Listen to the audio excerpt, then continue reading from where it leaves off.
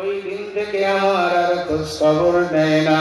ও পয়গম্বর, আজকে সকাল বেলায় মাকে ডাক দিয়া বললাম, মা আমার নতুন কাপড় দাও, আমি ঈদগাহে যাব, নামাজ পড়ার জন্য চলিয়া যাব।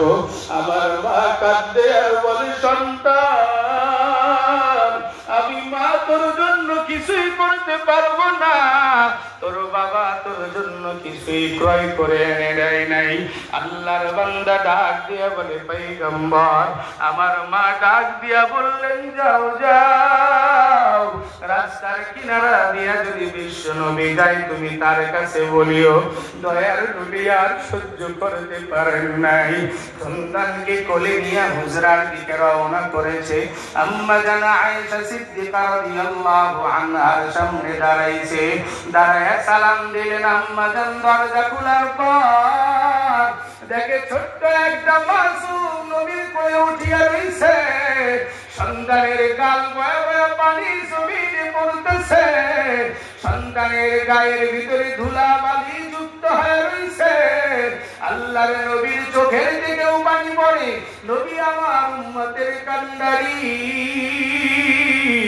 আল্লাহর বান্দি আম্মা জান আয়েশা বলে, ইয়া রাসূলুল্লাহ, আপনারা ঈদগাহের দিকে রওনা হয়ে চলে গেলেন। নবী আমার ডাক দিয়ে বলে, আয়েশা জান্নাত কি কামাই করতে চাও?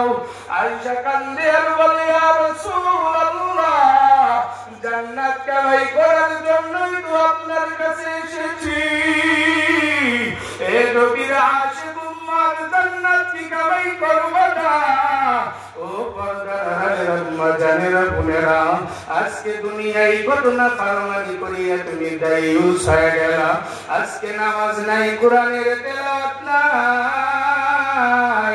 আজকে দুনিয়ায় গীবত শিকায়েতের অভাব নাই। দুনিয়ায় বেপরদাই চগলখড়ি করিয়া দায়ুস হয়ে গেলা। ও পর্দার মা জানেরা বোনেরা, মনটাই কি চায় না